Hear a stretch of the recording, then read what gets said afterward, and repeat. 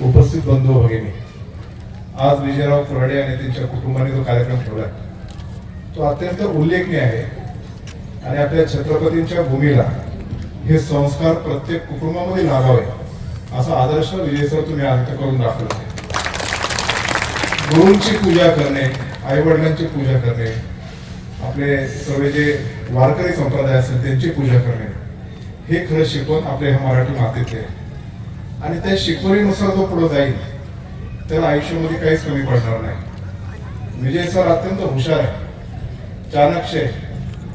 आमचा एक प्रवास झाला आता एक महिन्याभरापूर्वी, 8-10 तास आम्ही एका गाडीत.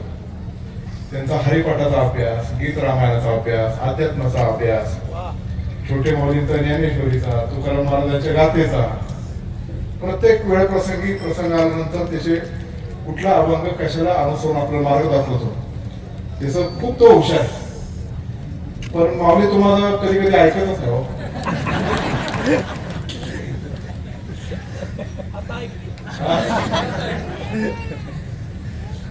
असो, पण एक चांगलं व्यक्तिमत्व तुम्ही स्वतःला घडून चांगली दिशा देण्याचं काम करताय.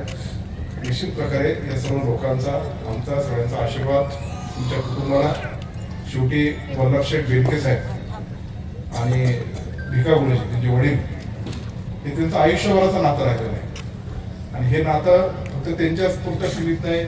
त्यांची पुढची पिढी म्हणून आपण सर्वजण एकत्र असेल, संदीप असेल, आपण सर्व भावंड आहोत, कुटुंब आहोत. या दृष्टीने ते पुढे वाटचाल करण्याचं काम निश्चित प्रकारे करूया.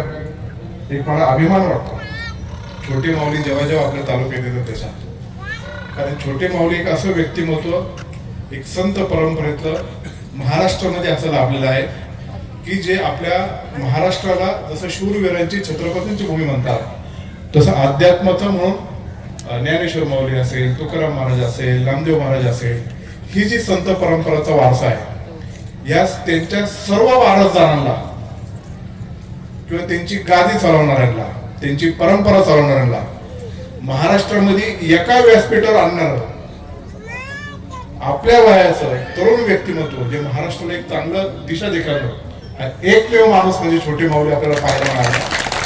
त्यांना आता नुकताच जसं राजाराम महाराजांना शिवनभूषण पुरस्कार मिळाला, तसं महाराष्ट्र शासनाचा वारकरी संप्रदायामध्ये उल्लेखनीय काम केल्याबद्दल छोटे माऊलीला नुकताच एक पुरस्कार जाहीर झाला. युवा पुरस्कार,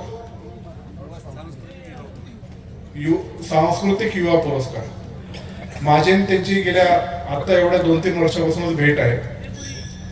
पण मी आवर्जून उतरला जेव्हा तिथं आले, ते आमच्या बहिणीकडेच तिथे राहायला होते, मी पण तिथं होतो वास्तव्याला. मी त्यांना खासगीत एक प्रश्न विचारला की तुमचं लग्न झालंय का. त्याच्या अनेक उत्तरांती आहेत, मी सांगणार नाही, तेच त्यांच्या मुखातून कधीतरी आपल्याला सांगतील. पण तसं आमचं खूप असं नातं जोडलं गेलं. अशा परंपरेला जपणारे, पुढे वाटचाल करणारे छोटे माऊली सारखे असतील व्यक्तिमत्व, विजय कुऱ्हाडे सरांसारखे असतील व्यक्तिमत्व, या सगळ्यांना आपल्याला बळ देणं खूप गरजेचं आहे. आणि या जुन्नरच्या छत्रपतीच्या शेतकरी कुटुंबातले वारकरी संप्रदायाचा वसार वारसा असणारे प्रत्येक कुटुंब हे निश्चित प्रकारे करतील अशीच मी आशा बाळगतो. मी पुन्हा एकदा कुऱ्हाडे परिवाराचा आभार मानतो. आणि छोटे माऊली, तुम्ही पलीकडच्या महाराष्ट्रातून अलीकडच्या महाराष्ट्रात आले आणि परत पलीकडे चालले, मी खास या कुऱ्हाडे परिवाराला प्रोत्साहन देण्यासाठी आले. तुमचाही मनपूर्वक आभार मानतो आणि माझे 2 शब्द संपवतो. जय हरी.